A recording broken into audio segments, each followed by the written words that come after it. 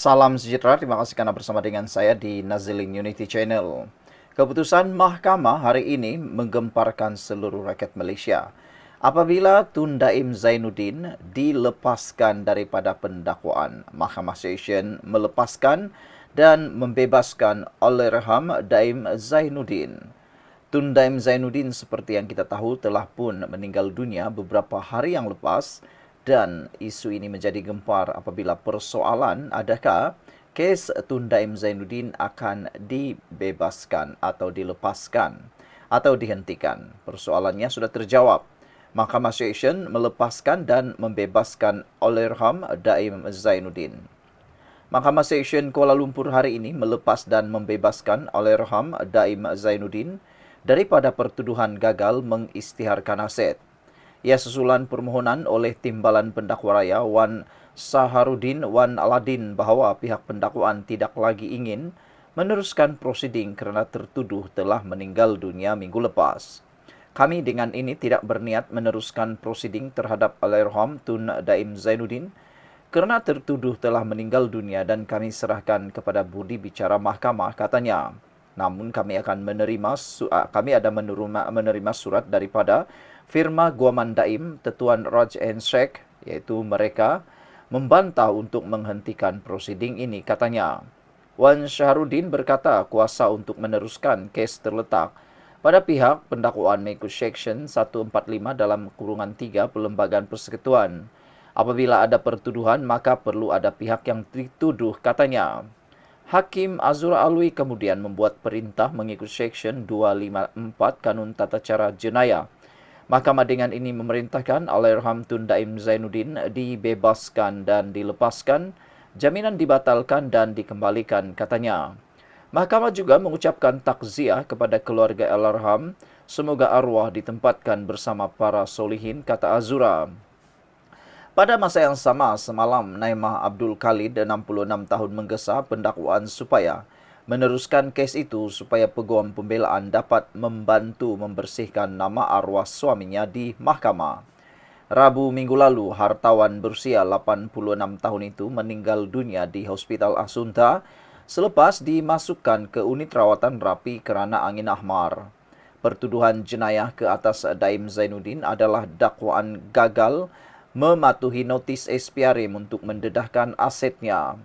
Pada 29 Januari lalu, Daim mengaku tidak bersalah di mahkamah atas pertuduhan gagal mematuhi notis dengan tidak mengisytiharkan 71 asetnya seperti yang dikehendaki oleh Akta SPRM. Antara aset-aset itu merangkumi 1 bank akaun, 7 kenderaan, 38 syarikat dan 25 hartanah atau tanah di bawah syarikat. Perbuatan itu didakwa dilakukan pada 13 Disember 2023 di Ibu Pejabat SPRM di Persin 7 Putrajaya. Bekas menteri itu dituduh mengikut Seksyen 36 dalam kurungan 1 kurungan ASPRM 2009 yang membawa hukuman penjara tidak melebihi 5 tahun dan didenda maksimum RM100,000 jika sabit kesalahan. Saudara-saudara sekalian, apa komen anda untuk isu kali ini? Tun Daim adalah seorang hamba Allah, negarawan dan patriot yang banyak berjasa kepada negara, bangsa dan agama. Beliau adalah seorang hakim mahkamah, kemudian menjadi developer dan seterusnya banker. Setelah diminta oleh PM Tun Mahathir, beliau menjadi Menteri Kewangan dan membantu menyelesaikan masalah kewangan pada tahun 1987. Allahyarham juga membantu menyelesaikan masalah yang sama pada tahun 1998. Tun Daim juga bagi ruang dan peluang untuk Bumi Putra buat bisnes supaya ada perseimbangan dengan kaum bukan Bumi Putra.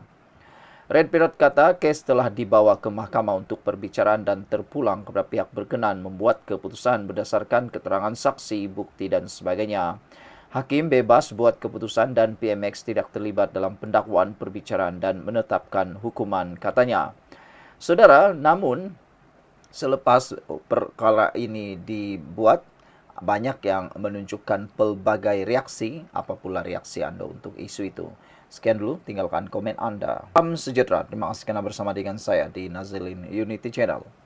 Selepas Tun Daim Zainuddin dibebaskan daripada pertuduhan di mahkamah, Ini pula tiba-tiba Tun Mahathir bersuara.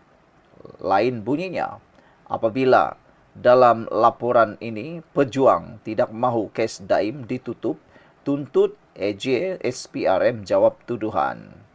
Saudara-saudara sekalian, Parti Pejuang Tanah Air tidak bersetuju tindakan pihak berkuasa membatalkan pertuduhan terhadap sahabat lamanya, Daim Zainuddin yang meninggal dunia pada 13 November lalu. Ketua Penerangannya Rafiq Rashid menuntut Peguam Negara Muhammad Dusuki Mokhtar dan Ketua Pesuruhjaya SPRM Azam Baki untuk menjawab apakah benar Allahyarham telah mencuri wang rakyat. Ini selepas Mahkamah Session Kuala Lumpur melepaskan dan membebaskan Allahyarham daripada pertuduhan gagal mengisytiharkan aset di bawah Seksyen 254 dalam kurungan 3 Kanun Tata Cara Jenayah susulan permohonan timbalan pendakwa raya. Tanpa menyebut nama Perdana Menteri Anwar Ibrahim, Rafiq berkata penguasa itu sebelum ini mengulang retorik untuk memerangi rasuah dan mengembalikan dana yang telah dicuri dari rakyat. Apa yang berlaku kepada usaha untuk menuntut semula wang rakyat yang kononnya dicuri oleh pemimpin terdahulu ketika berkuasa. Peguam Negara dan Ketua Pesuruhjaya SPRM mesti mengeluarkan kenyataan rasmi. Adakah Daim mencuri dana awam dalam jumlah berbilion-bilion? Soalnya dalam satu kenyataan. Selagi tiada kenyataan rasmi khusus mengenai perkara ini, Rafiq berkata orang ramai akan tertanya-tanya mengenai kebenarannya. Kenyataan itu tidak semestinya teknikal dari perspektif undang-undang. Menjawab sama ada Daim mencuri atau tidak sudah memadai, katanya lagi. Rafiq juga menyatakan bahawa balu Daim iaitu Naimah Abdul Khalim tidak mahu kes itu ditutup untuk membersihkan nama suaminya. Rakyat digalakkan untuk memikirkan perkara ini tambahnya. Susulan kematian Daim, Rafiq berkata Allahyarham sepatutnya dihargai atas sumbangannya tetapi sebaliknya difitnah. Saya sedih tidak terkata. Dia patut dipuji dan sumbangannya kepada perjuangan untuk bangsa, negara dan agama. Tetapi pada akhir hayatnya dia dikutuk tanpa sebab. Tiada sebab melainkan untuk membalas dendam, katanya lagi. Wah, ayatnya hampir sama seperti ayat Tun Mahathir Mohamad. Beberapa komen daripada netizen tentang isu ini. Purple Mouse kata, kenapa tidak minta AJ teruskan dakwaan kes Farouk Atuk Saka di zaman Najib? Bukankah banyak saksi-saksi penting dah meninggal dunia? Atuk Saka nasib baik, kata Purple Mouse. Pink Merlin 2094 menyatakan boleh saja masukkan nama Tun sekali dalam tuduhan. Bila jatuh hukum, ada yang jadi pak sanggup, kata Pink Merlin. Griket 7773 kata, jangan dok buat wayang di sini, okey? Jangan buat malu kehakiman dan nama baik negara, okey? Dunia akan ketawakan betapa bahawa buat tuntutan sedemikian, membazir masa dan peruntukan negara, kata Griket. Purple Mouse kata patutnya kes Mahathir tentang forex kerugian puluhan bilion pun jangan tutup kerana saksi-saksi kebanyakan dah meninggal dunia, termasuk Gabenor Bank Negara ketika pemerintahan Mahathir.